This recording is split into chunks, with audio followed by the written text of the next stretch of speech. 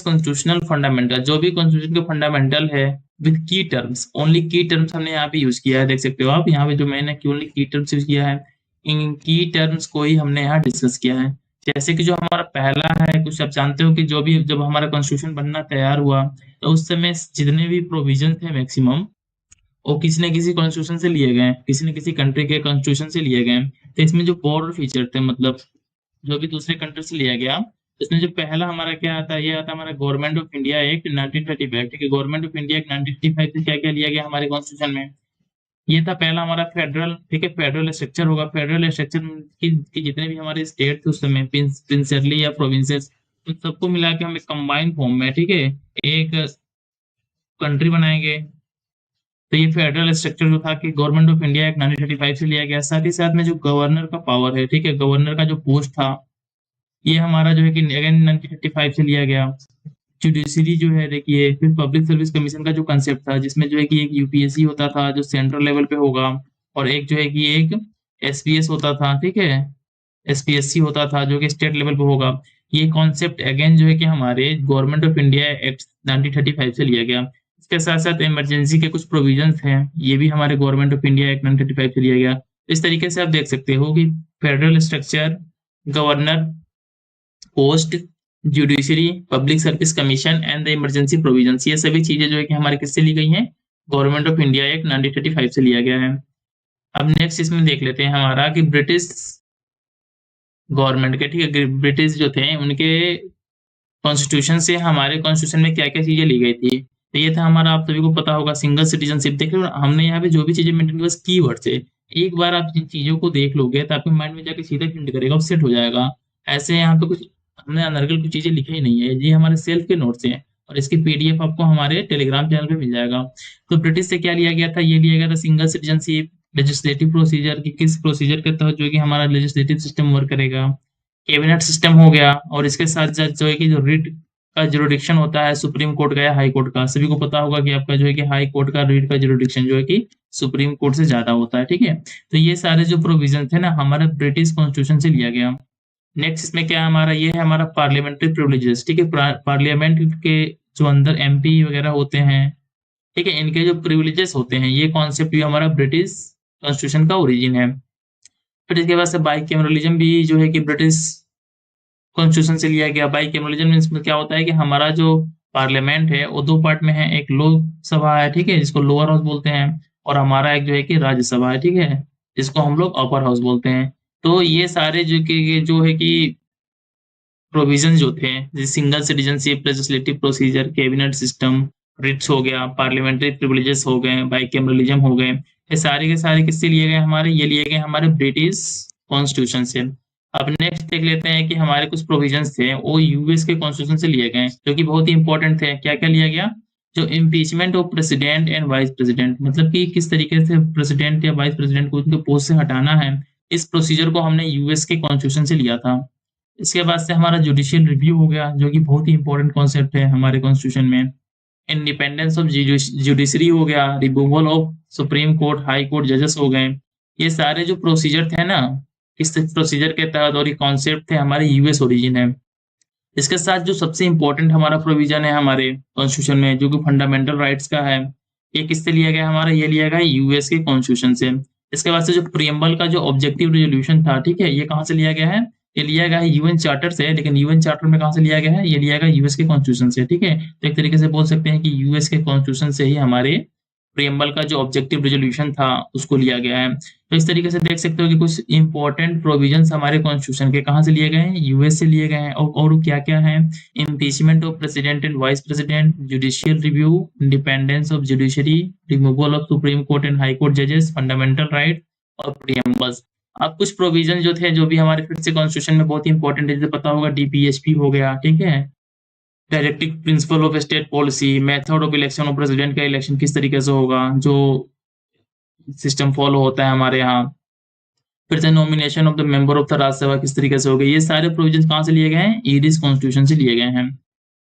फिर नेक्स्ट देख लेते हैं, नेक्स्ट हमारे इसमें क्या है, कनाडा से क्या क्या लिया गया है हमारे कॉन्स्टिट्यूशन में। ये है फेडरेशन विद स्ट्रॉन्ग सेंटर, ठीक है। ये कॉन्सेप्ट कहाँ से ओरिजिन है, ये ओरिजिन है कनाडा से। फिर residuary power with the centre, appointment of governor by the centre, ठीक है। ये सारे प्रोविजन हमारे कनाडा से लिए गए हैं।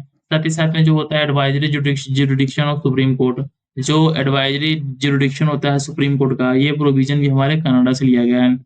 जर्मन से क्या लिया गया है, बहुत ही इंपॉर्टेंट है, suspension of the fundamental right during the emergency. मतलब कि क्या ऐसे कुछ कंडीशंस होंगे या क्या प्रोसीजर फॉलो करके हम जो है कि फंडामेंटल राइट को इमरजेंसी के कंडीशन में सस्पेंड कर सकते हैं। ये प्रोविजन कहाँ से लिया गया हमारा, ये लिया गया है जर्मन कॉन्स्टिट्यूशन से। नेक्स्ट हमारा क्या है, यूएसएसआर, जिसको अभी प्रेजेंट में हम रसिया बोलते हैं। यहाँ से क्या क्या लिया गया हमारे कॉन्स्टिट्यूशन में, ये है फंडामेंटल ड्यूटी का जो कॉन्सेप्ट है। इसके साथ साथ जो है कि idea of justice, social, economic and the political in preamble. जो प्रियम्बल में जो आइडियाज हैं हमारे सोशल के, ठीक है, इकोनॉमिक एंड पॉलिटिकल जस्टिस की जो बात की गई है, ये कॉन्सेप्ट हमारा यूएसएसआर का ओरिजिन है, जिसको रशिया बोलते हैं। हमारे फ्रेंच में क्या क्या लिया गया हमारे इस कॉन्स्टिट्यूशन में, रिपब्लिक का जो कॉन्सेप्ट है। इसके साथ साथ जो आइडिया ऑफ लिबर्टी हो गया, इक्वलिटी हो गया और फ्रेटर्निटी हो गया, जो प्रियम्बल में मेंशन है वर्ड्स, ये सारे के सारे कॉन्सेप्ट हमारे कहाँ से लिए गए हैं, ये लिए गए हैं फ्रेंच के कॉन्स्टिट्यूशन से। अब नेक्स्ट हमारा कंट्री कौन सा है, साउथ अफ्रीका से क्या क्या हमारे कॉन्स्टिट्यूशन में लिया गया है। ये हमारा procedure for the amendment of the constitution, किस प्रोसीजर को फॉलो करके हम अपने कॉन्स्टिट्यूशन में अमेंडमेंट कर सकते हैं। पता होगा कि आर्टिकल 368 के अंदर जो है कि ये मेंशन है, ठीक है। तो ये सारे के सारे जो प्रोविजंस हैं, जैसे election of the members of the Rajya Sabha, ये कहाँ से लिए गए हैं, साउथ अफ्रीका से लिए गए हैं। ये जितने भी हम पढ़ा रहे हैं चीजें बहुत ही इंपॉर्टेंट है एग्जाम पॉइंट ऑफ व्यू से। आप लोग इस चीज को अच्छे से सुन लीजिएगा, कर लीजिएगा, क्योंकि पेपर में क्वेश्चन यहीं से आते हैं। फिर जो ऑस्ट्रेलिया से क्या क्या लिया गया हमारे कॉन्स्टिट्यूशन में, ये है कॉन्करेंट लिस्ट है जो, ठीक है, जिसपे जो है कि स्टेट और सेंटर दोनों लॉ बना सकते हैं। फिर joint sitting of the two houses of the parliament in the situation of the deadlock between the two, ठीक है। Freedom of trade, commerce and intercourse, ये सारे के सारे कॉन्सेप्ट कहाँ से लिए गए हैं, is all concept are taken from the Australia, ठीक है, ऑस्ट्रेलिया से लिए गए हैं। नेक्स्ट हमारा क्या है, जो है कि जापान हो गया, ठीक है। जापान से क्या लिया गया, बहुत ही इंपॉर्टेंट कॉन्सेप्ट है, जिसको बोलते हैं पीईबीएल, प्रोसीजर एस्टेब्लिश बाय लॉ, ठीक है। ये जो कॉन्सेप्ट है हमारा, जो हमारा कॉन्स्टिट्यूशन फॉलो करता है, ये प्रोसीजर एस्टेब्लिश बाय लॉ, ये हमारे जापान से लिया गया है। तो इस तरीके से आपके पेपर में क्वेश्चन पूछ सकता है बना के कि पीईबीएल का कॉन्सेप्ट किस कंट्री से लिया गया है हमारे कॉन्स्टिट्यूशन में, तो किससे लिया गया है, जापान से लिया गया है। और ये मस्ट इंपॉर्टेंट है, ठीक है, इसे मस्ट इंपॉर्टेंट है, इसको आप लोग याद कर लीजिएगा। अब नेक्स्ट देख लेते हैं कि कुछ ऐसे होते हैं, ठीक है, एक्ट एंड ऑर्डर, कुछ ऐसे एक्ट एंड ऑर्डर होते हैं जो पार्लियामेंट वगैरह हमारे पास करते हैं, लेकिन उसके जो है कि कॉन्स्टिट्यूशनल वैलिडिटी पे है, ठीक है। हम किस बेसिस पे जो है कि सुप्रीम कोर्ट में उनको चैलेंज कर सकते हैं, क्या ऐसे रीजन होंगे। तो पहला इसमें रीजन क्या है हमारा, इन्फ्रिंग फंडामेंटल राइट, यदि वो हमारे फंडामेंटल राइट को जो है कि उससे इन्फ्रिंग कर रहे हैं, तो हम उसको चैलेंज कर सकते हैं सुप्रीम कोर्ट में। साथ ही साथ में यदि वो इस तरीके से है कि outside the competence of the authority that has frame it, मतलब कि जो इस अथॉरिटी ने उसको फ्रेम किया है, उसके अधिकार क्षेत्र से वो बाहर है, तो हम उस इस बेसिस पे जो है कि सुप्रीम कोर्ट में उस चीज को चैलेंज कर सकते हैं, जो भी एक्ट या ऑर्डर है उस अथॉरिटी ने पास किया है। फिर जो है कि इसमें देखिए रिपुगेंट ऑफ द कॉन्स्टिट्यूशनल प्रोविजन, कुछ ऐसे कॉन्स्टिट्यूशन के प्रोविजंस हैं जो एक्ट और ऑर्डर पास किया गया है उसके अगेंस्ट हो, जैसे फंडामेंटल राइट को हमारे इन्फ्रिंग कर रहा हो, यहाँ पे मैंने ऊपर बताया। कुछ इस तरीके से हो जो फेडरल स्ट्रक्चर और स्टेट और इसके बीच में इसको डिस्ट्रॉय कर रहा हो, जिसको बेसिक स्ट्रक्चर बोलते हैं। तो इन कंडीशंस पे हम उन लॉज को, ऑर्डर्स को सुप्रीम कोर्ट में चैलेंज कर सकते हैं। ये इंपॉर्टेंट है एग्जाम पॉइंट ऑफ व्यू से। फिर हम देख लेते हैं इसमें क्या है ना, डायसिस रूल ऑफ लॉ, ठीक है। इसके कितने कंपोनेंट है, 3 कंपोनेंट है, कौन कौन से हैं। इसको पहला कंपोनेंट क्या है हमारा, इक्वलिटी बिफोर लॉ, ठीक है। इसमें क्या कहा गया है कि equal subjugation of all classes to ordinary law, जितने भी लॉस हैं उसके आगे सभी लोग एक समान हैं। फिर क्या बोलते हैं, रूल ऑफ लॉ अलोन, ठीक है, no arbitrary power everyone anyone, ठीक है। इसमें बोला गया है कि किसी के पास कोई आर्बिट्रेरी पावर है नहीं, ठीक है, सभी लोग इक्वल हैं। तो ये जो 3 लॉस हैं, ठीक है, जिसमें थर्ड हमारा ये है कि constitutional law stands for the ordinary law legal spirit, ये इंडिया में नहीं है, ठीक है। इसको बोलते हैं हम लोग डायसिस रूल ऑफ लॉ। और इस तरीके से आपके पेपर में एक स्टेटमेंट फ्रेम कर सकता है कि कौन कौन से इसमें से जो है कि डायसिस रूल ऑफ लॉ है, तो आप इजीली बता सकते हो इसमें। अब हमको सबसे इंपॉर्टेंट हमारे कॉन्स्टिट्यूशन का क्या प्रोविजन था, कुछ शेड्यूल्स थे, ठीक है, इनको देख लेते हैं कि किस शेड्यूल में क्या चीजें मेंशन थी। तो पहला हमारा शेड्यूल आता है, इसमें क्या है, name of the state and duties, ठीक है, ये चीजें इसमें मेंशन है फर्स्ट शेड्यूल में। सेकेंड शेड्यूल की जब बात करते हैं तो इसमें क्या है हमारा, salary and the allowance of the president. ठीक है, ये नाम जो बोल रहा है ना, एक एक नाम इंपॉर्टेंट है कि किस किस का नाम इसमें सेकेंड शेड्यूल में मेंशन है। इसको आप लोग आराम से सुनिए। इसमें क्या है, salary and allowance of the president, governor, speaker, deputy. ठीक है, स्पीकर में कौन, डिप्टी स्पीकर, साथ ही साथ में जो है कि चेयरमैन हो गए, चेयरमैन में कौन, साथ ही साथ में डिप्टी चेयरमैन भी हो गए, of the state and the parliament and the जजेस ऑफ द सुप्रीम कोर्ट। ठीक है, जजेस ऑफ द सुप्रीम कोर्ट, साथ ही में हाई कोर्ट और केग, इन सबका जो है कि सैलरी एंड अलाउंस जो है किस तरीके से दिया जाएगा। ठीक है, ये सभी चीजें किसमें मेंशन है, हमारे शेड्यूल 2 में मेंशन है। इसमें गौर करने वाली बात यह है कि इसमें एमपी, एमएलए, इन सब चीज के बारे में किसी का कुछ भी मेंशन नहीं है। तो इसमें जो इंपॉर्टेंट पोस्ट है इंडिया का है प्रेसिडेंट। ठीक है, फिर से मैं रिपीट करता हूँ आपको, फिर से मैं रिपीट करता हूँ, प्रेसिडेंट, गवर्नर, स्पीकर, डिप्टी, ठीक है, चेयरमैन हो गया, फिर डिप्टी चेयरमैन हो गए, of the state and parliament and जजेस of the Supreme Court, High Court and the CAG हो गया। ठीक है, इन सभी का सैलरी एंड अलाउंस जो है कि सेकेंड शेड्यूल में मेंशन है। अब इसमें नेक्स्ट देखते हैं, इसमें नेक्स्ट क्या है हमारा, ये है हमारा थर्ड शेड्यूल। थर्ड शेड्यूल में क्या क्या स्पेशल प्रोविजंस हैं, इसमें क्या क्या है, ओथ्स एंड अफर्मेशंस हैं, मतलब कौन कौन ओथ्स एंड अफर्मेशन लेंगे थर्ड शेड्यूल के अंदर में, ये सब चीजें यहाँ पे मेंशन है। इसमें पहला हमारा क्या है देखते हैं, एमपी। ठीक है, an MP candidate for election. ठीक है, जो एमपी होगा और साथ ही साथ में एमपी कैंडिडेट फॉर इलेक्शन, जो एमपी बनने के बाद से संसद में लेगा ओथ एंड अफर्मेशन की शपथ, और एमपी का जो कैंडिडेट होगा जो नॉमिनेशन फिल करता है, इन दोनों का ओथ एंड अफर्मेशन कहाँ मेंशन है, थर्ड शेड्यूल में मेंशन है। इसके साथ एमएलए हो गए, एमएलसी हो गए, एमएलए कैंडिडेट हो गए फॉर सिलेक्शन। थर्ड क्या है, minister of union and state board. ठीक है, दोनों का मेंशन है यहाँ पे, मिनिस्टर ऑफ यूनियन हो चाहे स्टेट का हो, जजेस of supreme court and high court, उसके साथ ही साथ के का ऑफिसर हो, उसका auth and affirmation third schedule में मेंशन है। फिर हम बात करते हैं आगे, प्रेसिडेंट हो गए, वाइस प्रेसिडेंट हो गए, गवर्नर हो गए, ऑथ इन कॉन्स्टिट्यूशनल आर्टिकल्स। ठीक है, नोट इन, इसमें हम यहाँ पे स्पेशल, ठीक है, ये नोट के फॉर्म में है, यहाँ पे नोट के फॉर्म में है क्या कि प्रेसिडेंट, वाइस प्रेसिडेंट, गवर्नर, इनका जो होता है, ये तीन लोगों का जो होता है, ठीक है, इन तीन लोगों का जो होता है ये ओथ एंड अफर्मेशन जो है कि कॉन्स्टिट्यूशन के आर्टिकल्स में मेंशन है, थर्ड शेड्यूल में मेंशन नहीं है। Important, very important. ठीक है, यहाँ पे मैं इस तरीके से बना देता हूँ कि ये पॉइंट हमारे एग्जाम पॉइंट ऑफ व्यू से बहुत इंपॉर्टेंट है कि प्रेसिडेंट, वाइस प्रेसिडेंट, गवर्नर, इनका जो है कि ओथ एंड अफर्मेशन जो होता है वो कॉन्स्टिट्यूशन के आर्टिकल में मेंशन है। कॉन्स्टिट्यूशन के क्या है, आर्टिकल में मेंशन है, ये थर्ड शेड्यूल में मेंशन नहीं है हमारे। फिर से मैंने इस चीज को रिपीट कर दिया कि आपको याद हो जाए। अब हम बात कर लेते हैं फोर्थ शेड्यूल की, कि फोर्थ शेड्यूल में हमारे क्या क्या मेंशन है। तो इसमें क्या मेंशन है, allocation of the Rajya Sabha seats, only allocation of the Rajya Sabha की जो सीटें हैं ये हमारे फोर्थ शेड्यूल में मेंशन है। इसमें हमारा जो है कि लोकसभा की बात नहीं की गई है।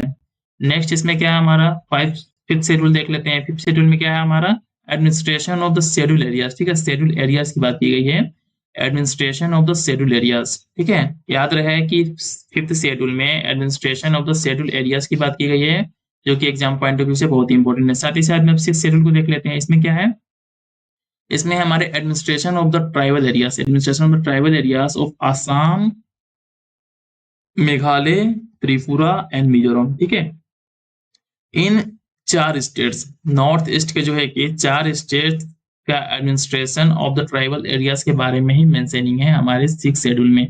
हम इसको याद करने का तरीका क्या हो सकता है, हम इसको शॉर्ट फॉर्म में कैसे याद कर सकते हैं, हमारा शॉर्ट फॉर्म क्या होगा, मेरे नाम से। ठीक है, AMIT। ठीक है, अमिट,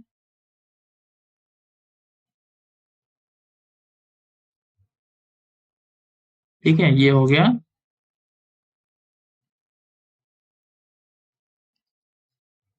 देखिए यहाँ पे A से हो गया आसाम, MI से क्या हो गया, मिजोरम हो गया, T से त्रिपुरा हो गया, और ME से मेघालय हो गया। इस तरीके से आप जो है कि शॉर्ट फॉर्म में इन स्टेट्स को याद कर सकते हो।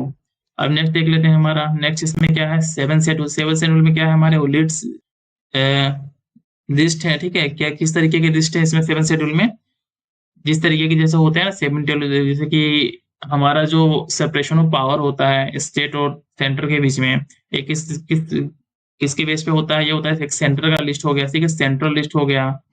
एक होता है हमारा जो स्टेट लिस्ट हो गया, जिसपे स्टेट कानून बना सकता है। थर्ड क्या होता है हमारा, कॉन्करेंट लिस्ट होता है, जिसपे जो है कि दोनों कानून बना सकते हैं। ये सभी चीजें किसमें मेंशन है हमारे सेवन शेड्यूल में। ठीक है, एट शेड्यूल की बात कर लेते हैं। इसमें क्या क्या मेंशन है हमारा, जो हमारे 22 लैंग्वेज है, 22 लैंग्वेजेस है, ठीक है, और इसमें इंग्लिश मेंशन नहीं है, ठीक है, इंपॉर्टेंट है एग्जाम पॉइंट ऑफ व्यू से। मैं जो चीजें बोल रहा हूँ ना, आप हिंदी और इंग्लिश मीडियम वाले दोनों बच्चे बस मेरी बातों को सुनिए, ठीक है, आप इस पे ना जाइए कि हमारा पीडीएफ इंग्लिश में है। आपको एक एक चीज हम याद करवा देंगे। और आपका इस बार का बीपीएससी का प्री या यूपी पीसीएस का प्री देने वाले हो, उसमें एक क्वेश्चन यदि यूपी पॉलिटी से आ जाता है तो मैं गारंटी लेता हूँ कि आप उसको करके आओगे, यदि आपने अच्छे से जो है कि मन से इस वीडियो को अच्छे से पढ़ा है, इस वीडियो को देखा है 2-3 बार, ठीक है। तो नेक्स्ट देख लेते हैं, नेक्स्ट हमारा क्या है इसमें, 9 शेड्यूल देख लेते हैं। 9 शेड्यूल में क्या है कि protection of certain acts from the judicial review, कुछ ऐसे इसमें लॉस को डाला गया है जो हमारे कोई एक्ट समथिंग गवर्नमेंट पास करती है तो उसको जुडिशियल रिव्यू से बचाता है, ठीक है। इसमें कौन सा आर्टिकल है, ये 31 का बी आर्टिकल है इसमें, ठीक है। इस शेड्यूल में हमारा 31 का बी आर्टिकल आता है और इसमें ये मेंशन है कि कुछ ऐसे एक्ट्स लॉ हैं, यदि उनको हम इस शेड्यूल में रख देते हैं तो उसको जो है कि जुडिशियल रिव्यू मतलब कि कोर्ट उसको टच नहीं कर सकता। इसके बारे में आगे और आपको बताऊंगा कि इसमें क्या क्या हुआ, किस किस तरीके से विवाद हुए हैं जुडिशरी और पार्लियामेंट के बीच में, और किस तरीके से जुडिशरी सुप्रीम कोर्ट ने बोला कि हमारे पास पावर है कि हम 9 शेड्यूल के अंदर जो भी एक्ट्स वगैरह रख रहे हो आप, ठीक है, उसको भी रिव्यू कर सकते हैं। अब 10 शेड्यूल देख लेते हैं, इसमें क्या हमारा एंटी डिफेक्शन लॉ है, ठीक है। और 11 देख लेते हैं, 11 में क्या है हमारा पंचायती राज इंस्टीट्यूशन है। और 12 में क्या है आप सभी को पता होगा, म्यूनिसिपल कॉर्पोरेशन है इसमें, ठीक है। इस तरीके से हमने शेड्यूल को, जितने टाइप के शेड्यूल्स हैं इनको देख लिया और एग्जाम पॉइंट ऑफ व्यू से बहुत ही इंपॉर्टेंट है। आप लोग इसको दोबारा ऊपर जाके अगर नहीं याद हुआ हो दोबारा जाके फिर से देखिएगा। अब जो है कि हमारे कॉन्स्टिट्यूशन का जो सबसे इंपॉर्टेंट प्रोविजन है क्या है, हमारा फंडामेंटल राइट है, ठीक है। फंडामेंटल राइट को देख लेते हैं हम। तो कुछ फंडामेंटल राइट ऐसे हैं जो हमारे बस इंडियंस को, जो इंडियन सिटीजन है उनको ही दिया गया है। कौन कौन से इस तरीके के फंडामेंटल राइट्स हैं, ये हमारा पहला आर्टिकल 15 है, ठीक है, जो डिस्क्रिमिनेशन के अगेंस्ट दिया गया है, राइट अगेंस्ट डिस्क्रिमिनेशन, कि कोई किसी के साथ डिस्क्रिमिनेशन नहीं कर सकता। आर्टिकल 16 हो गया है, किया गया है पब्लिक एम्प्लॉयमेंट, मतलब पब्लिक एम्प्लॉयमेंट के सिनेरियो में हर कोई इक्वल है, ठीक है, किसी के साथ भेदभाव जाति कास्ट सेक्स के बेसिस पे नहीं किया जा सकता। इसके साथ साथ जो आर्टिकल 19 है, इसमें क्या हमारा फ्री स्पीच मेंशन है, राइट टू फ्रीडम की बात की गई है इसमें। फिर आर्टिकल 29 है जो कल्चरल राइट से संबंधित है। और उसके बाद से नेक्स्ट हमारा राइट क्या है इसमें, नेक्स्ट है आर्टिकल 13, ठीक है। ये जो राइट्स हैं हमारे, मैं यहाँ लिख दे रहा हूँ, ठीक है, आर्टिकल कौन कौन से, आर्टिकल 15, 16, 19, 29 और 30, ये जितने भी आर्टिकल्स हैं हमारे, ये बस हमारे हम इंडियंस को अवेलेबल है, ठीक है, जो इंडियंस हैं इनको ही अवेलेबल है। ये हमारे जो फॉरेन्स होते हैं, एलियंस होते हैं, इन लोगों को ये चीजें अवेलेबल नहीं है।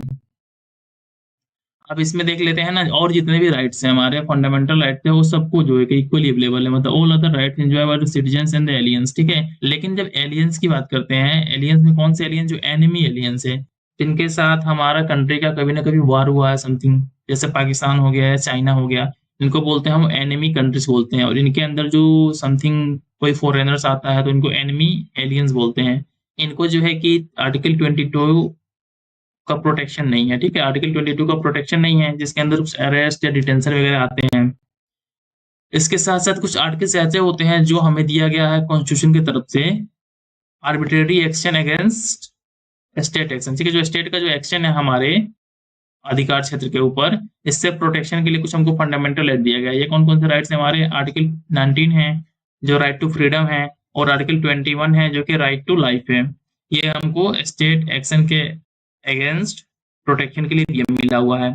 इसमें से नेक्स्ट देख लेते हैं, नेक्स्ट क्या हमारा, protection against both state and individual action, ठीक है। कुछ ऐसे राइट्स हैं जो स्टेट और साथ ही साथ में जो इंडिविजुअल कोई एक्शन होता है इसके उससे प्रोटेक्शन के लिए हमको मिला हुआ है। जैसे कौन सा है हमारा 15 का 2 है आर्टिकल, फिर आर्टिकल 17 है, ठीक है, अनटचेबिलिटी वाला, फिर आर्टिकल 23 है, ठीक है। इसके साथ साथ जो है कि ह्यूमन ट्रैफिकिंग वाला है इसमें, ठीक है। इसके बाद से 4 आर्टिकल 24 है ये जितने भी आर्टिकल्स हैं हमको स्टेट और साथ ही साथ में कोई इंडिविजुअल का एक्शन है इससे प्रोटेक्शन के लिए हमको मिला हुआ है।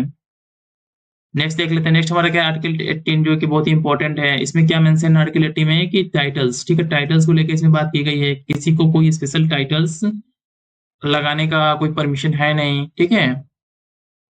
और इसमें जो है कि देख लेते हैं आर्टिकल 35 देख लेते हैं, आर्टिकल 35 में क्या मेंशन है हमारा, ओनली सेंटर, ठीक है, only centre can make law for the enforcement of fundamental right, मतलब फंडामेंटल राइट के एनफोर्समेंट के लिए जो बस सेंटर के पास पावर है कि वो जो भी लॉस वगैरह जो भी बना सकती हैं।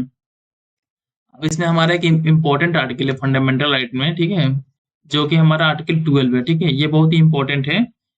क्यों? क्योंकि इसमें जो है कि स्टेट को डिफाइन किया गया है कि हमारा स्टेट का डिफिनेशन क्या है। तो स्टेट का डिफिनेशन में हमको इसमें क्या क्या बोला गया है कि स्टेट वो है, ठीक है, जो government and parliament of India, government in the parliament of India is the form of state.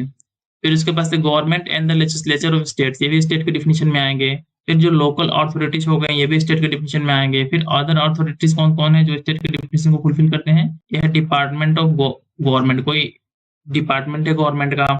इसके साथ साथ कोई इंस्टीट्यूशन है जो गवर्नमेंट हमारी कंट्रोल करती है, एलआईसी हो गया, ओएनजीसी हो गया। इसके साथ साथ इलेक्ट्रिसिटी बोर्ड है एंड आईडीबीआई है, ठीक है, आईएफसी है। ये सभी जितने भी क्या है, ये सभी जो कि डिफिनेशन ऑफ स्टेट को फुल सेटिस्फाई करते हैं और एक स्टेट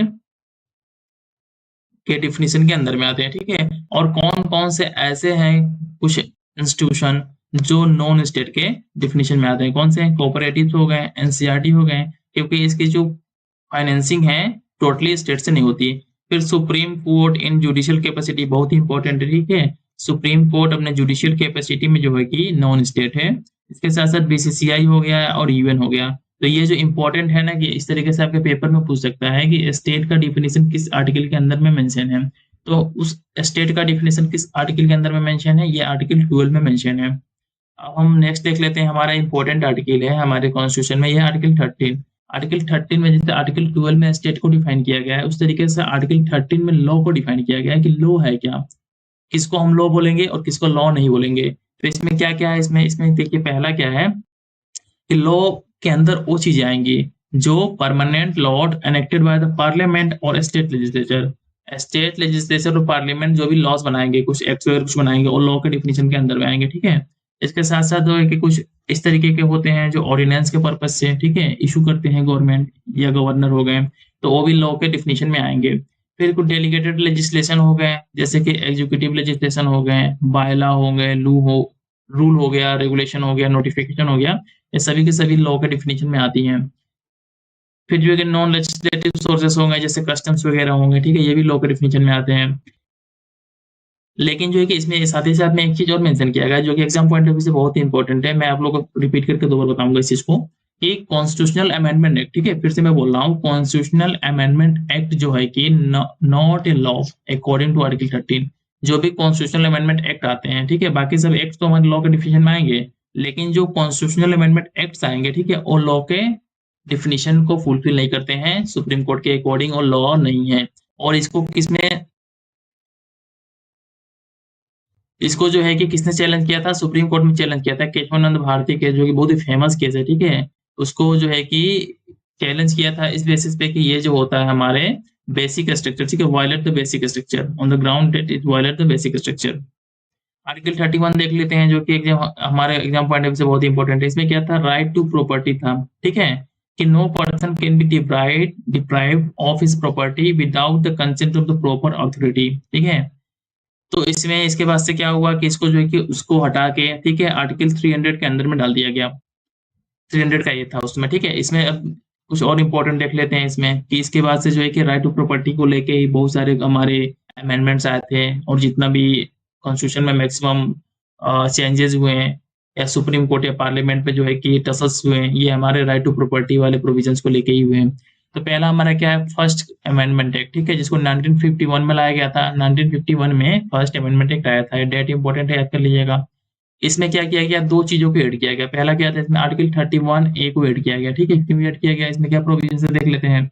इसमें था कि government can acquire property of A people and by doing so article 14 and 19 on not be violated. इसमें मेंशन ये था कि आर्टिकल 31 के एम है कि यदि गवर्नमेंट किसी की प्रॉपर्टी को कॉन्फिस्केट करती है, ठीक है, उस पर अधिकार करती है, तो वो आर्टिकल 14 राइट टू इक्वलिटी और आर्टिकल 19 राइट टू फ्रीडम वगैरह जो भी है उस राइट को वायलेट नहीं करता है। आर्टिकल 31 में मेंशन था, इसको कॉन्स्टिट्यूशन में ऐड किया गया। और साथ ही साथ में जो कि 31A और 31B इसमें ऐड किया गया होगा, अगेन मैं बोल जाता हूँ, ये 9 शेड्यूल में ऐड किया गया होगा, ठीक है, 9 शेड्यूल में। क्योंकि इसमें जो था कि अगर किसी एक्ट को या लॉ को डाल देते हैं तो उसको जो है कि supreme court judicial review power को यूज करके नहीं देख सकता, ठीक है। इसलिए जो है कि क्या किया गवर्नमेंट ने, पार्लियामेंट ने चालाकी किया, ये दोनों जो आर्टिकल्स थे इनको जो है कि हमारे 9th शेड्यूल में डाल दिया। इसके बाद से 31 का बी देख लेते हैं, इसको भी 9th शेड्यूल में ऐड किया गया। क्यों ऐड किया गया? इसमें क्या प्रोविजन थे, प्रोविजन इन आर्टिकल 31 का A R immune from the judicial review, ठीक है। इसको बोला गया 31 के बी में कि जो भी 9th शेड्यूल में हमारे एक्ट्स वगैरह लॉ जो भी हैं, ठीक है, उनको जो है कि जुडिशियल रिव्यू उन पे अप्लाई नहीं होता है। और इसको चैलेंज किस में किया गया, बहुत ही फेमस केस है हमारा वामन राव केस, ठीक है। वामन राव केस में इस प्रोविजन को आर्टिकल 31 का बी को चैलेंज किया गया सुप्रीम कोर्ट में। अब नेक्स्ट देख लेते हैं, नेक्स्ट हमारा जो है कि अमेंडमेंट एक्ट जो है कि जो कि बहुत ही important exam point of view से क्या है, 25th अमेंडमेंट एक्ट 1971, ठीक है, 1971। इसमें क्या ऐड किया गया, आर्टिकल 31 का सी ऐड किया गया आर्टिकल 31 में, और इसके साथ क्या क्या बोला गया कि आर्टिकल 39 का बी और आर्टिकल 39 का सी, ठीक है, ये दोनों सुपीरियर है आर्टिकल 14 और 19 को, ठीक है। अगर कहीं पे आर्टिकल 39 बी और 39 सी आर्टिकल 14 और 19 को वायलेट भी कर रहे हैं, तो फिर भी इनको स्क्रैप नहीं कर सकते, इनको स्क्रैप नहीं कर सकते क्योंकि ये दोनों जो है कि सुपीरियर है, ठीक है। इन दोनों जो है कि आर्टिकल 14 और 19 से बड़े हैं। बहुत ही मैंने इंपॉर्टेंट बात यहाँ पे बोला आप लोगों को, ठीक है। फिर से मैं यहाँ पे इस तरीके से बना देता हूँ कि मैंने यहाँ बहुत ही इंपॉर्टेंट बात बोला जो कि आपके एग्जाम पॉइंट ऑफ व्यू से बहुत ही इंपॉर्टेंट है। अब इसमें हम नेक्स्ट देख लेते हैं, ठीक है। नेक्स्ट हमारा क्या है, इसमें बोला गया है कि जो इंपॉर्टेंट हमारा अमेंडमेंट हुआ था, ये था हमारा 44 अमेंडमेंट एक्ट, जो कि हमारा आर्टिकल 31 से रिलेटेड है, ठीक है। 44 अमेंडमेंट एक्ट आर्टिकल 31 से रिलेटेड है, 1978 में आया था। इसमें क्या बोला, रिपील आर्टिकल 31, ठीक है, और एंड आर्टिकल 19(1)(f), इसमें दो आर्टिकल्स को और एक आर्टिकल का सबसेक्शन को रिपल कर दिया गया, एलिमिनेट कर दिया गया, क्योंकि वो क्या था, आर्टिकल 31 था और साथ ही साथ में आर्टिकल 19(1) का एफ था। तो आप देख सकते हो कि कुछ अमेंडमेंट एक्ट्स हैं जो सीधे आर्टिकल 31 से रिलेटेड थे। इसमें कौन कौन से थे, इसमें जो है कि हमारा, ठीक है, इसमें हमारा कौन कौन से 14th है, ठीक है, ये हमारा फर्स्ट अमेंडमेंट एक्ट जो है कि इससे रिलेटेड है। साथ ही साथ में जो है कि 25 जो है कि आर्टिकल 31 से रिलेटेड है, और ये जो है कि 44 जो आर्टिकल है हमारा, ठीक है, 44 अमेंडमेंट एक्ट है, ये हमारा आर्टिकल 31 से रिलेटेड है। तो इस तरीके से पेपर में आपके पूछ दे कि फर्स्ट या 25 या 44 अमेंडमेंट एक्ट किस आर्टिकल से रिलेटेड है, तो किससे रिलेटेड है, हमारे ये आर्टिकल 31 से रिलेटेड है। आप इन चीजों को याद कर लीजिएगा। अब हम नेक्स्ट देख लेते हैं, ठीक है। नेक्स्ट इसमें क्या है, नेक्स्ट इसमें क्या है हमारा कि आर्टिकल 33 देख लेते हैं। आर्टिकल 33 भी एग्जाम पॉइंट ऑफ व्यू से बहुत इंपॉर्टेंट है। आर्टिकल 33 में क्या था कि इस तरीके के प्रोविजन जो कि हमारे फंडामेंटल राइट जो है कि हमारे arm forces, paramilitary forces, police, intelligence agencies, इन सब पे अप्लाई नहीं होगा, ठीक है। और कोई भी व्यक्ति जो है कि इस बेसिस पे कोर्ट में कोई केस नहीं डाल सकता कि हमारे फंडामेंटल राइट को यहाँ पे वायलेट हुआ है, अगर वो इन चीजों से बिलोंग करता है, जैसे वो आर्म फोर्सेस हो, पैरामिलिट्री मिलिट्री से हो, पुलिस से हो। और इसके अंदर है, ठीक है, आर्टिकल 33 के अंदर जितने भी हमारे एक्ट्स हैं, जैसे नेवी एक्ट हो गया, आर्मी एक्ट हो गया, एयरफोर्स एक्ट हो गया, पुलिस एक्ट हो गया, बीएसएफ एक्ट हो गया, लाया गया। अब हम इम्पोर्टेंट आर्टिकल जो है हमारे एग्जाम पॉइंट ऑफ व्यू से जो कि बहुत ही इंपॉर्टेंट है उसको देख लेते हैं। आर्टिकल 359, आर्टिकल 359 में क्या मेंशन है ये देख लेते हैं कि president can suspend the right to move any court for the enforcement of the fundamental right, ठीक है। जब इमरजेंसी हो कंट्री में, जैसे कि नेशनल इमरजेंसी हो, तो इस कंडीशन में जो है कि प्रेसिडेंट के पास पावर है कि वो आपके किसी भी फंडामेंटल राइट्स को 20 और 21 को छोड़ के, ठीक है, 20 और 21 को छोड़ के जितने भी फंडामेंटल राइट्स हैं उनको जो है कि सस्पेंड कर सकता है। और आप किसी कोर्ट में जाके ये नहीं कर सकते कि हमारा फंडामेंटल राइट का वायलेशन हुआ है, आप प्रेसिडेंट ने सस्पेंड कर दिया है, ठीक है। और साथ ही साथ में इसमें एक और चीज मेंशन है कि ये जो सस्पेंशन का ऑर्डर होगा प्रेसिडेंट का, उसको जो है कि दोनों हाउस से, ठीक है, दोनों हाउस, यहाँ पे मेंशन कर देता हूँ, बहुत इंपॉर्टेंट है कि दोनों हाउस से सिंपल मेजोरिटी में पास करना पड़ेगा, दोनों हाउस से सिंपल मेजोरिटी में पास करना पड़ेगा। आर्टिकल 359 के अंदर में यदि प्रेसिडेंट जो है कि हमारे फंडामेंटल राइट्स को सस्पेंड करते हैं तो in condition of national emergency. Next देख लेते हैं, नेक्स्ट क्या हमारा इंपॉर्टेंट आर्टिकल, आर्टिकल 35 है, ठीक है, आर्टिकल 35 है। आर्टिकल 35 में क्या कहा गया है कि पार्लियामेंट के पास पावर है, क्या है, पार्लियामेंट के पास पावर है, स्टेट लेजिस्लेचर के पास पावर नहीं है, ठीक है, not power to make law regarding the fundamental rights, ठीक है। जैसे कि फंडामेंटल राइट कौन है हमारा, आर्टिकल 16 हो गया, 17 हो गया, 23 हो गया, आर्टिकल 32 हो गया, जो कि सुप्रीम कोर्ट और हाई कोर्ट को रीट ऑर्डर और डायरेक्शन को जो है कि पारित करने के लिए दिया गया है। फिर आर्टिकल 33 हो गया, जो कि member of arm forces, police and the fundamental right can be gone, ठीक है। आर्टिकल 34 हो गया ये जितने भी फंडामेंटल राइट्स थे इनके संबंधित जो भी कानून बनाएगा, ये अधिकार किसके पास है? हमारे पार्लियामेंट के पास है। ये अधिकार जो है कि स्टेट लेजिस्लेचर को नहीं दिया गया है। मैंने फिर इस बात को रिपीट कर दिया आपके सामने कि ये अधिकार हमारे स्टेट लेजिस्लेचर को नहीं दिया गया है। अब नेक्स्ट हमारा देख लेते हैं इसमें क्या है। आर्टिकल 371 का है, ठीक है। आर्टिकल 371 का है जो है कि बहुत ही इंपॉर्टेंट है, क्योंकि इस आर्टिकल 371 के अंदर है जितने स्टेट्स हैं उनको कुछ स्पेशल फैसिलिटी दी गई है। तो आर्टिकल 371 का ए देख लेते हैं। इसमें किसकी बात की गई है? इसमें बात की गई नागालैंड की बात की गई है। तो एग्जाम पॉइंट ऑफ व्यू से इंपॉर्टेंट है। किस तरीके से याद करेंगे कि आपको एक चीज याद होना चाहिए कि आर्टिकल 371 का ए का संबंध किससे है? हमारे नागालैंड से है। इसमें कुछ स्पेशल प्रोविजन है नागालैंड को लेके। उसमें यह दिया हुआ है, ठीक है। ये वीडियो को पॉज करके देख लीजिएगा कि उनके religious social practice of Nagas को कोई नहीं छू सकता, फिर नागा का कस्टमरी राइट है, ये सब चीजें इसमें, ठीक है। इन सभी चीजों को देख लीजिएगा। और अंदर आर्टिकल 371 के अंदर ये प्रोविजन है, ठीक है। प्रोविजन है कि president is authorized to provide that the governor of the Maharashtra and Gujarat would have a special responsibility. जो गवर्नर ऑफ महाराष्ट्र का होगा, ठीक है, और गुजरात का, ठीक है, उनका उनको लेके प्रेसिडेंट के पास जो है कि स्पेशल रिस्पांसिबिलिटी होगी। अब नेक्स्ट देख लेते हैं। नेक्स्ट क्या हमारा आर्टिकल 368 का 2। आर्टिकल 368 का 2 देख लेते हैं क्या क्या मेंशन है। इसमें क्या मेंशन है कि election to fill vacancy of vice president to be held as per, मतलब कि जो भी वाइस प्रेसिडेंट की यदि पोस्ट खाली हो जाती है तो उनका जो है कि किस तरीके से इलेक्शन करके उनकी वैकेंट पोस्ट को फिल किया जाएगा, किसमें मेंशन है? आर्टिकल 68 का 2 में मेंशन है।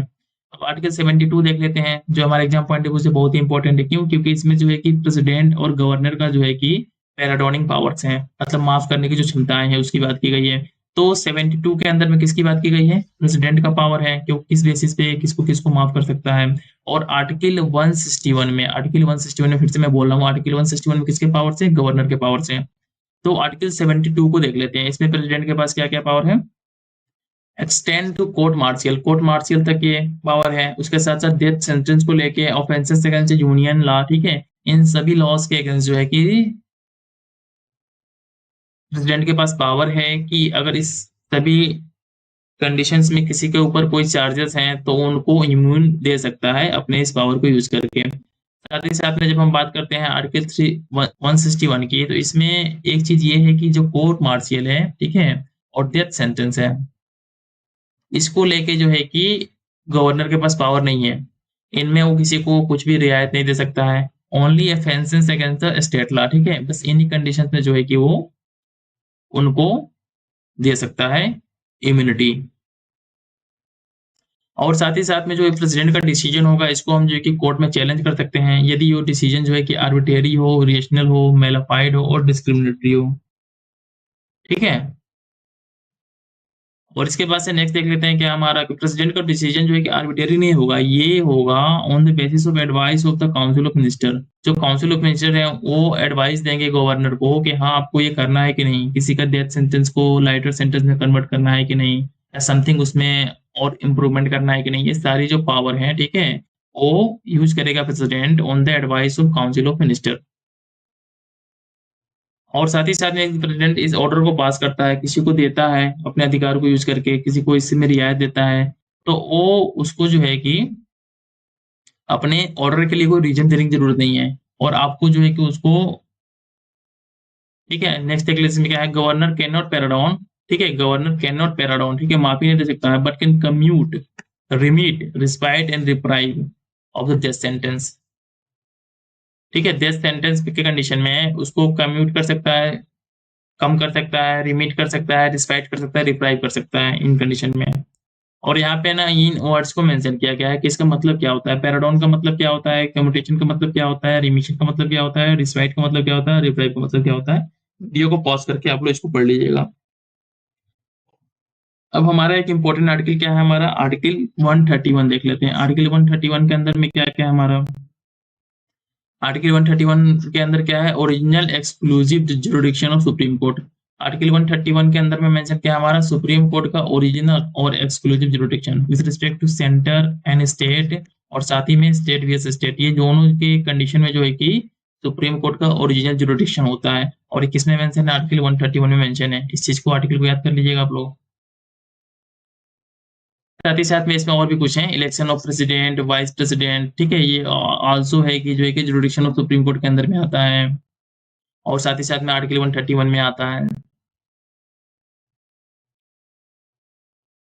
फिर जो है कि इसमें कुछ डिस्प्यूट्स हैं, देख रहे हैं, इंटर स्टेट वाटर डिस्प्यूट हो गया, matter related to finance commission, adjustment of certain expenses between union and states हो गए, recovery of damages by the state against centre, dispute arising out of the pre constitutional treaty etc, ये सब क्या है, हमारे article 131 के अंदर में आते हैं और ये सुप्रीम कोर्ट के जुरिडिक्शन में आते हैं।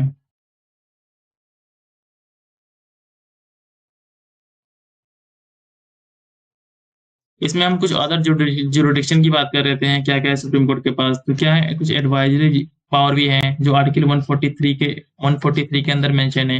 मैंने ऊपर जो बोला कि आर्टिकल 131 क्या है, original jurisdiction of supreme court है, जबकि आर्टिकल 143 में क्या है, एडवाइजरी जुरिडिक्शन है। इसके साथ साथ जो है कि एपिटेलियट जुरिडिक्शन सुप्रीम कोर्ट का पास है। फिर जो है कि कुछ एक्स्ट्रा ऑर्डिनरी ओरिजिनल जुरिडिक्शन के पावर भी हैं, जैसे कि इलेक्शन ऑफ प्रेसिडेंट हो गया, वाइस प्रेसिडेंट हो गया, स्टेट्स हो गए, सेंटर के कुछ केसेस हो गए, वायलेशन ऑफ फंडामेंटल राइट्स हो गए। अब एक इंपॉर्टेंट आर्टिकल क्या है हमारे एग्जाम पॉइंट ऑफ व्यू से, आर्टिकल 136 देख लेते हैं। इसमें क्या मेंशन है कि supreme court is empowered to provide aggrieved citizen opportunity to appeal mercy petition, ठीक है, मर्सी पेटिशन अप्लाई करने का इसमें कुछ पावर्स हैं। और इसके साथ ही साथ जिसमें क्या है, Supreme court can review present decision, मतलब प्रेजेंट डिसीजन को रिव्यू कर सकता है सुप्रीम कोर्ट। अब आर्टिकल 142 देख लेते हैं जो एग्जाम पॉइंट ऑफ व्यू से बहुत इंपॉर्टेंट है हमारे। इसमें क्या है, बहुत ही इंपॉर्टेंट आर्टिकल है क्योंकि हाल ही में न्यूज में रहता है। इसमें कंप्लीट जस्टिस की बात की गई है कि यदि कोई इस तरीके का कुछ ऑर्डर है, ठीक है, जो सुप्रीम कोर्ट ने शब्द किसी ने पास किया है, तो सुप्रीम कोर्ट के पास पावर है कि वो उस, जैसे कि मैं पढ़ देता हूँ उसको, ठीक है, यहाँ पे supreme court in exercise of it jurisdiction में पास सच डिक्लेयर, ठीक है, executive decision as is necessary for doing complete justice in any case pending before it, ठीक है, ये चीजें मेंशन है हमारे केस में आर्टिकल 142 में मेंशन है। कंप्लीट जस्टिस करने के लिए जो है कि सुप्रीम कोर्ट कोई भी एग्जीक्यूटिव जो है कि ऑर्डर पारित कर सकता है। अब नेक्स्ट देख लेते हैं इसमें, ठीक है, नेक्स्ट हमारा क्या है, ये वीडियो थोड़ा सा लंबा हो रहा होगा मे बी क्योंकि इसमें 6 to 9 पेजेस हैं, लेकिन आप लास्ट तक इस वीडियो को देखिएगा, ठीक है, लास्ट तक बने रहिएगा क्योंकि ये आपके एग्जाम पॉइंट ऑफ व्यू से बहुत ही इंपॉर्टेंट है। और मैं गारंटी लेता हूँ कि इसमें 60% क्वेश्चन बीपीएससी यूपीपीसीएस में इस एक पीडीएफ से आने वाले हैं, ठीक है, आप पढ़ के जाते हो तो आपके एक पीडीएफ से 60% क्वेश्चन को सॉल्व करके आओगे। अब हम आर्टिकल 142 का 1 देख लेते हैं। इसमें क्या है, सुप्रीम कोर्ट में pass order for doing complete justice, हम बात किया कि 142 में मेंशन है। 142 के 2 में क्या मेंशन है, कॉन्फर्ड की 3 different powers of supreme court, 3 तरीके के डिफरेंट पावर सुप्रीम कोर्ट के मेंशन है। ये इसमें देख लीजिएगा, इसमें ये पॉज करके जो आर्टिकल्स है ना उससे रिलेटेड कुछ प्रोविजंस है, बस वो इंपॉर्टेंट है हमारे लिए, ज्यादा हम डीप में भी जाके नहीं पढ़ेंगे क्योंकि डीप में ऑलरेडी हम पॉलिटिकल लेक्चर्स आपके लेंगे, जिसका हमने सुप्रीम कोर्ट का जो पार्ट है, सुप्रीम कोर्ट और हाई कोर्ट का पूरा अच्छे से हमने अपने चैनल पर डाल रखा है। नेक्स्ट हमारा क्या है, आर्टिकल 145 में देख लेते हैं। इसमें क्या है, ये कॉन्स्टिट्यूशनल बेंचेस जो है कि एस्टेब्लिश करने का पावर किसमें है, चीजें मेंशन किसमें है, आर्टिकल 145 में मेंशन है। और कॉन्स्टिट्यूशनल बेंच की बात करते हैं जब, तो इसमें कितने एटलीस्ट कितने जजेस होने चाहिए, 5 जजेस होने चाहिए। एग्जाम पॉइंट ऑफ व्यू से बहुत ही इंपॉर्टेंट है कि कॉन्स्टिट्यूशनल बेंच में, ठीक है, कॉन्स्टिट्यूशनल बेंच में कितने जजेस होने चाहिए, एटलीस्ट 5 जजेस होंगे तभी हम उसको कॉन्स्टिट्यूशनल बेंच बोलेंगे, ठीक है। और किसके द्वारा ये बनाया जाता है, ये बनाया जाता है सीजीआई के द्वारा बनाया जाता है। और इसमें क्या होता है, इसमें करते क्या है लोग, इसमें करते हैं decide any case involving substantial question of law as to interpretation of constitution, ऐसे कोई भी लॉ जो नेसेसरी हो कॉन्स्टिट्यूशन के किसी आर्टिकल को इंटरप्रिटेशन करने के लिए, तो जब इस तरीके के कुछ मैटर्स आते हैं तो उसको लिए कॉन्स्टिट्यूशन जो होता है इसमें क्या करता है, एक कॉन्स्टिट्यूशनल बेंच जो है कि सुप्रीम कोर्ट गठित करता है। अब आर्टिकल 3 देख लेते हैं। आर्टिकल 3 भी बहुत ही इंपॉर्टेंट है हमारे एग्जाम पॉइंट ऑफ व्यू से। इसमें क्या है, इसमें पार्लियामेंट को ऑथोराइज किया गया है for new states union territories, मतलब कि पार्लियामेंट के पास पावर है क्योंकि न्यू स्टेट बना सकता है, यूनियन टेरिटरी बना सकता है, दोनों, ठीक है। साथ ही साथ में इंक्रीज कर सकता है, डिक्रीज कर सकता है उनके एरिया को, फिर जो है कि उनके बाउंड्रीज को चेंज भी कर सकता है और उसके साथ ही साथ उनके नाम को चेंज कर सकता है। ये सभी चीजें किसमें मेंशन है, आर्टिकल 3 में मेंशन है। लेकिन जो इसमें एक और कंडीशन मेंशन है कि ये जो सारे जो बिल्स होंगे जो इनसे रिलेटेड होंगे वो जो है कि प्रायर रिकमेंडेशन ऑफ प्रेसिडेंट के प्रायर रिकमेंडेशन पे ही जो है कि पार्लियामेंट में सबमिट किए जाएंगे। अब नेक्स्ट देख लेते हैं, नेक्स्ट हमारा क्या है, आर्टिकल 249। 249 जो एग्जाम पॉइंट ऑफ व्यू से बहुत इंपॉर्टेंट है। इसमें क्या है, if Rajya Sabha passes any of the subject of the state list with a special majority declaring subject to have a national importance on that subject, parliament acquires power to legislate। ठीक है, यदि जो है कि राज्यसभा में special majority के साथ कोई इस तरीके से पारित कर दिया जाता है कि ये सब्जेक्ट हमारे नेशनल इंपॉर्टेंस के लिए इंपॉर्टेंट है, तो पार्लियामेंट के पास पावर है कि वो उसको लेजिस्लेट कर सकता है, उस पर कोई लॉ ला सकता है। ठीक है, और ये पावर कितने साल के लिए होगा, 1 साल के लिए होगा। ठीक है, ये इंपॉर्टेंट है हमारे कि ये पावर कितने साल के लिए होगा, 1 साल के लिए होगा, और इसको रिन्यू किया जा सकता है। ठीक है, तो ये पावर किसमें मेंशन है, हमारे आर्टिकल 249 में मेंशन है ये पावर। ओके ना, नेक्स्ट देख लेते हैं, नेक्स्ट हमारा आर्टिकल क्या है, हमारा नेक्स्ट आर्टिकल है हमारा 101। ठीक है, 101 के अंदर आर्टिकल में क्या क्या है, if a person is chosen as a member of both parliament, यदि कोई व्यक्ति है जो कि पार्लियामेंट के किसी 2 सीटों से जीत जाता है, तो उसको अपने पार्लियामेंट का कोई एक सीट जो है कि वेकेंट करना पड़ेगा। ये प्रोविजन किसके अंदर मेंशन है, ये हमारे मेंशन है आर्टिकल 101 के अंदर में। फिर नेक्स्ट इसमें क्या हमारा इंपॉर्टेंट आर्टिकल है 102। ठीक है, 102 102 में देख लेते हैं। 102 में क्या है कि if question whether MP subject to disqualification. ठीक है, अंदर आर्टिकल 102 डिस्क्वालिफिकेशन से रिलेटेड कुछ यदि सब्जेक्ट का कुछ मैटर है, ये हमारे 102 के अंदर में आता है। इसमें क्या मेंशन है कि then question shall be referred for the decision of the president. ठीक है, ये जो अगर इस तरीके का कोई सिचुएशन आता है डिस्क्वालिफिकेशन से रिलेटेड, तो प्रेसिडेंट के पास जाएगा, प्रेसिडेंट के पास पावर है कि वो डिसाइड करेगा इसके मैटर में। और इसमें जो है कि उसमें अपना ओपिनियन कौन देगा, ओपिनियन देगा हमारा इलेक्शन कमीशन, और ये ओपिनियन किस तरीके का होगा, ये बाइंडिंग नेचर का होगा, मतलब इलेक्शन कमीशन जो बोलेगा वो प्रेसिडेंट को मानना पड़ेगा। फिर आर्टिकल जो है कि हम 340 देख लेते हैं। इसमें क्या मेंशन है, empower president to appoint commission to investigate condition of the backward class. Backward class के कंडीशन को इन्वेस्टिगेट करने के लिए प्रेसिडेंट के पास पावर है कि वो एक कमीशन को गठित कर सकता है। आर्टिकल 342 में क्या मेंशन है, ये देख लेते हैं। इसमें क्या है कि president after consultation with the governor will specify, किसी ट्राइब है, कोई कम्युनिटी है किसी स्टेट में, उसको जो है कि हमको ऐसे एसटी डिक्लेयर करना है, तो वो उस प्रेसिडेंट जो है कि उस स्टेट के गवर्नर से कंसल्ट करके, ठीक है, उसको जो है कि एसटी का दर्जा दे सकता है। और इसके साथ ही साथ में ये भी मेंशन है कि parliament is empower to make amendment to the list only through law. इस जब जो है कि इसमें हमारे प्रेसिडेंट ने दे दिया किसी को, तो एक लिस्ट हो गया, उस लिस्ट के अंदर जो है कि अमेंडमेंट ओनली पार्लियामेंट के द्वारा किया जा सकता है, वो भी लॉ के द्वारा। ठीक है, किसी एग्जीक्यूटिव या आर्बिट्रेरी ऑर्डर के द्वारा, ऑर्डिनेंस के द्वारा नहीं किया जा सकता। उसके लिए पार्लियामेंट को बाकायदा लॉ लाना पड़ेगा, तभी जो है कि उसमें चेंजेस कर सकता है। इसके साथ साथ हम इंपॉर्टेंट आर्टिकल देख लेते हैं 350 का। इसमें क्या है कि इसमें ये बोला गया है कि mother tongue eight primary stage जो लिंग्विस्टिक माइनॉरिटीज, ठीक है, जितने भी हमारे लिंग्विस्टिक माइनॉरिटीज हैं उनके लिए स्पेशल प्रोविजन है कि उनको प्राइमरी स्टेज एजुकेशन जो है या समथिंग जो भी है वो उनके मदर टंग में दिया जाएगा। ठीक है, जिनको मातृभाषा है उनकी, जो लोकल का भाषा है। इसमें नेक्स्ट हमारा क्या है 350 का बी देख लेते हैं। 350 के बी में क्या बोला गया है, इसमें बोला गया है कि special officer for the linguistic minorities, जितने भी हमारे लिंग्विस्टिक माइनॉरिटीज होंगे उनके लिए जो है कि एक स्पेशल ऑफिसर को अपॉइंट करने की प्रोविजन जो है हमारा आर्टिकल 350 बी में है।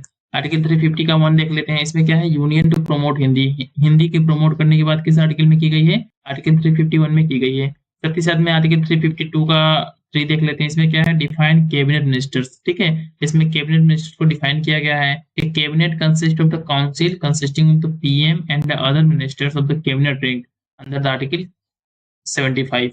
इसका डेफिनेशन कहाँ है हमारा, ये हमारा 350 को 52 का 3 में है। अब हम कुछ अमेंडमेंट देख लेते हैं कि कुछ हमारे अमेंडमेंट जो होते हैं एग्जाम पॉइंट ऑफ व्यू से बहुत ही इंपॉर्टेंट होता है। तो इसमें पहला अमेंडमेंट क्या है, हमारा फर्स्ट अमेंडमेंट एक्ट है, जिसको कब लाया गया था, 1951 में लाया गया था। और इसमें क्या क्या प्रोविजन थे, इसमें पहला प्रोविजन क्या था कि special provision for the advancement of the socially and educationally backward classes. ये पहला प्रोविजन था हमारा, किसमें था, आर्टिकल फर्स्ट अमेंडमेंट एक्ट 1951 के अंदर में। साथ ही साथ में इसके द्वारा आर्टिकल 31 का ए एड किया गया, जिसका रिलेशन किससे था, लैंड रिफॉर्म से था। इसमें जो है कि 31 का बी भी ऐड किया गया। ठीक है, और इसको जो है कि 31 का बी जो है कि 9 शेड्यूल में डाला गया, ऐड किया गया। और 9 शेड्यूल में स्पेशल प्रोविजन थे कि इसको, इस पे जो है कि जुडिशियल रिव्यू का जो पावर होता है सुप्रीम कोर्ट का, वो अप्लाई नहीं होता है। साथ ही साथ में जो है कि 25 अमेंडमेंट एक्ट आया, इसके अंदर जो है कि आर्टिकल 31 का सी इंसर्ट किया गया। ठीक है, और इसमें ये बोला गया कि जो डीपीएसपी है वो 39 का बी और सी ये जो है हमारा 14 और 19 जो आर्टिकल है फंडामेंटल राइट से इससे सुपीरियर है। इसमें चौथा क्या चीज ऐड किया गया, फोर्थ क्या था इसमें, added 3 more grounds of restriction of the freedom and speech, 3 और ग्राउंड्स ऐड किए गए जिसके बेसिस पे हम जो है कि फ्रीडम ऑफ स्पीच और एक्सप्रेशन को जो है रिस्ट्रिक्ट कर सकते हैं। पहला क्या था हमारा पब्लिक ऑर्डर, दूसरा क्या था friendly relation with the foreign states, देख सकते हो ना आप ये, और तीसरा क्या था इंसिटमेंट ऑफ ऑफेंस। इसके साथ साथ नेक्स्ट हमारा अमेंडमेंट क्या था, 7th अमेंडमेंट एक्ट जो कि 1956 में आया था। इसमें क्या था, इसमें इसमें जो है कि हमारा क्लासिफिकेशन था स्टेट का ABC कैटेगरी में, जो को इस क्लासिफिकेशन को एबोलाइज कर दिया गया, ठीक है, एबोलाइज कर दिया गया। और साथ ही साथ में हाई कोर्ट का जो जुरिडिक्शन है उसको एक्सटेंड करके यूटी तक कर दिया गया, कि यूटी का भी जुरिडिक्शन जो है कि हाई कोर्ट देख सकता है। और एडिशनल और एक्टिंग जजेस को अपॉइंट करने का प्रोविजन हाई कोर्ट में जो है कि इस अमेंडमेंट एक्ट के थ्रू कॉन्स्टिट्यूशन में ऐड किया गया। नेक्स्ट हमारा क्या है इसमें, नेक्स्ट हमारा क्या है 42 अमेंडमेंट एक्ट 1976, ठीक है। इसमें जो है कि इसके थ्रू जो है कि इंसर्ट किया गया AIGS का कॉन्सेप्ट, जिस जो कि स्वर्ण सिंह कमेटी के रिकमेंडेशन पे था। इसमें क्या था, इसको AIGS का फुल फॉर्म क्या होता है, ऑल इंडिया जुडिशियल सिस्टम, ठीक है, जिसको जो है कि आर्टिकल 312 में मेंशन किया गया। और इसके थ्रू क्या किया गया, इसके थ्रू क्या था, creating centralize cadre post for the of district जजेस, इसके थ्रू करना था। इसके साथ ही साथ जो है कि इसमें ऐड कुछ वर्ड्स को ऐड किया गया हमारे प्रियम्बल में, क्या क्या वर्ड थे, सोशलिस्ट सेकुलर इंटीग्रिटी वर्ड को। और जो है कि कुछ इसमें पहले से जो है कि हमारे स्टेट लिस्ट में कुछ थे, जैसे एजुकेशन हो गया, फॉरेस्ट हो गया, वेट एंड मेजर्स हो गया, protection of wild life and birds हो गए, administration of justice, constitution and organisation of courts, इन सभी को जो है कि स्टेट लिस्ट से कॉन्करेंट लिस्ट में हमारा ट्रांसफर कर दिया गया। मतलब कि अब इन पे जो है कि स्टेट और हमारा सेंटर दोनों लोग बना सकते थे। इसके साथ साथ 3 DPSP को ऐड किया गया, इसलिए देखिए इतनी सारी चीजों को इसमें ऐड किया गया इस अमेंडमेंट एक्ट के थ्रू, जिसको जो है कि हम लोग मिनी कॉन्स्टिट्यूशन भी बोलते हैं। Equal justice, free legal aid, ठीक है, इन सभी चीजों को ऐड किया गया है। Participation of worker in management of industries, एक DPSP था जिसको ऐड किया गया। फिर protection of environment, wild life and forest, आपको पता होगा 48 का ये जो हमारा आर्टिकल, ठीक है। इन सभी चीजों को हमारा जो है कि 42nd अमेंडमेंट एक्ट 1976 के थ्रू जो है कि हमारे कॉन्स्टिट्यूशन में ऐड किया गया। इसके साथ ही साथ हमारा जो है कि फंडामेंटल ड्यूटी, जिसको पार्ट 4 का एम है, ऐड किया गया कॉन्स्टिट्यूशन में। इसमें एक और चीज दिया गया कि president bound by the cabinet advice, cabinet के एडवाइस के अंदर जो है कि पूरा का पूरा बाउंड होगा हमारा प्रेसिडेंट। इसमें एक प्रोविजन क्या था कि एडमिनिस्ट्रेटिव ट्रिब्यूनल्स और अदर ट्रिब्यूनल्स को एस्टेब्लिश करने का प्रोविजन था, जो कि आर्टिकल 323 में आता है। और ये बहुत ही इंपॉर्टेंट है एग्जाम पॉइंट ऑफ व्यू से कि एडमिनिस्ट्रेटिव ट्रिब्यूनल्स और अदर ट्रिब्यूनल्स किस आर्टिकल के अंदर में आते हैं, आर्टिकल 323 के अंदर में आते हैं। इसके साथ ही साथ जो है कि cartel the power of judicial review, judicial review का जो पावर था सुप्रीम कोर्ट का, उसको कट करने का प्रयास किया गया इस अमेंडमेंट के अंदर में। तो जो अमेंडमेंट में, जिस इस अमेंडमेंट के अंदर में जो भी हमारे कुछ त्रुटि थे, मतलब जो फॉल्ट थे, उन फॉल्ट को दूर करने के लिए हमारा 44 अमेंडमेंट एक्ट 1978 लाया गया। इसमें क्या प्रोविजन थे, इसमें प्रोविजन था कि president can send back once advice of cabinet, advance जो कैबिनेट का एडवाइस होगा उसको एक बार जो प्रेसिडेंट वापस भेज सकता है। लेकिन कैबिनेट यदि फिर से जो है कि उस चीज को प्रेसिडेंट के पास भेज दे तो प्रेसिडेंट को साइन करने के लिए बाउंड हो जाता है। इसमें जो वर्ड था इंटरनल डिस्टर्बेंस, इसको रिप्लेस कर दिया गया आर्म रिवेलियन से। साथ ही साथ में जो है कि प्रेसिडेंट जो है कि national emergency only written advice of cabinet, ठीक है, बहुत इंपॉर्टेंट है कि रिटन एडवाइस ऑफ कैबिनेट के रिटन एडवाइस पे ही जो है कि नेशनल इमरजेंसी डिक्लेयर कर सकता है हमारा प्रेसिडेंट। इसमें बोला गया कि आर्टिकल 20 और 21 जो हमारा फंडामेंटल राइट है उसको जो है कि नेशनल इमरजेंसी के दौरान भी जो है कि सस्पेंड नहीं किया जा सकता। नेक्स्ट क्या था इसमें, इसके राइट टू प्रॉपर्टी का जो प्रो था आर्टिकल, इसको जो है कि ट्रांसफर करके एक लीगल राइट बना दिया गया, ठीक है, लीगल राइट बना दिया गया हमारा राइट टू प्रॉपर्टी को, और इसको आर्टिकल 300A में मेंशन किया गया। जबकि जो है कि आर्टिकल 31 को वैसे रहने दिया गया। और इसमें जो आर्टिकल 31 का बी, 31 का बी, 31 का ए, 31 का बी, 31 का सी थे, ये स्टिल प्रेजेंट है हमारे उसी सेक्शन में। अब नेक्स्ट इंपॉर्टेंट हमारा अमेंडमेंट क्या था, ये अमेंडमेंट हमारा 52 amendment act, 52nd amendment act. इसमें जो है कि 10th शेड्यूल, ठीक है, एंटी डिफेक्शन लॉ को ऐड किया गया किस अमेंडमेंट के द्वारा, 52वें अमेंडमेंट एक्ट के द्वारा। फिर 61 देख लेते हैं, 61 में क्या था, इसमें क्या कर कि जो है कि वोटिंग का जो एज है 21 से जो है कि 18 रिड्यूस कर दिया गया। इस तरीके से पेपर में पूछ देखिए किस अमेंडमेंट एक्ट के अंदर में जो वोट देने का अधिकार था 21 से 18 कर दिया गया था, कौन सा था ये हमारा, ये था हमारा 61 अमेंडमेंट एक्ट। नेक्स्ट क्या हमारा 69 अमेंडमेंट एक्ट 1991 में आया था, ठीक है। इसके अंदर क्या प्रोविजन थे, प्रोविजन था कि Delhi UT given special status, इसको स्पेशल स्टेटस दिया गया और साथ ही साथ में इसको एनसीटी ऑफ दिल्ली बोला जाने लगा। और इसमें कुछ मेंबर्स ये सब थे, इसको देख लीजिएगा। फिर नेक्स्ट हमारा क्या इंपॉर्टेंट है, 86 अमेंडमेंट एक्ट 2002, ठीक है, ये इंपॉर्टेंट है। इसमें क्या प्रोविजन था, इसमें प्रोविजन थे कि फंडामेंटल राइट, ठीक है, आर्टिकल 21 का ए ऐड किया गया। इसमें क्या था, 21 के में free and compulsory education for children between 6 to 14 age, ठीक है, 6 से 14 साल के जो भी बच्चे थे उनको जो है कि फ्री और कंपल्सरी एजुकेशन देने की बात की गई आर्टिकल 21 का ए के अंदर में। इसके साथ साथ जो है कि फंडामेंटल ड्यूटी ऐड किया गया, कौन सा आर्टिकल, 51 ए का के। इसमें क्या मेंशन है, 51 ए का के एक फंडामेंटल ड्यूटी था जिसको जो है कि 86 अमेंडमेंट एक्ट 2002 के अंदर में ऐड किया गया था। इसमें क्या प्रोविजन था, duty of parent guardian to provide education between 6 to 14 year, मतलब 6 से 14 साल के जो बच्चे थे उनकी एजुकेशन की जिम्मेदारी किसकी है, पेरेंट या गार्जियन की है। इसके साथ ही साथ जो है कि डीपीएचपी को अमेंड किया गया और इसमें जो है कि education of children between 0 to 6 year, ये चीज को मेंशन किया गया। अब नेक्स्ट हमारा क्या है इसमें अमेंडमेंट 91 अमेंडमेंट एक्ट 2003 की बात कर लेते हैं। इसमें क्या बोला गया कि जो हमारा काउंसिल ऑफ मिनिस्टर है उसको कितने मेंबर हो गए, इसको रिस्ट्रिक्ट करके कितना बोल दिया गया, 50% of the total strength of Lok Sabha and state legislative assembly, मतलब इससे ज्यादा आप जो है कि काउंसिल ऑफ मिनिस्टर में लोगों को नहीं रख सकते हैं।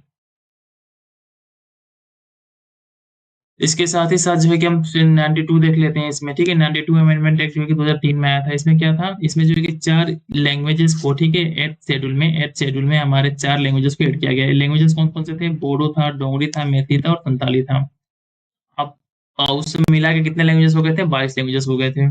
97 अमेंडमेंट एक्ट देख लेते हैं जो 2002-11 में आया था। इसमें क्या था, इसमें कोऑपरेटिव सोसाइटी को स्टेब्लिश करने की बात हुई। तो कोऑपरेटिव सोसाइटीज का संबंध किस अमेंडमेंट एक्ट से है, 97 अमेंडमेंट एक्ट से है, ठीक है, 97 अमेंडमेंट एक्ट से संबंध किसका है, कोऑपरेटिव सोसाइटी से है।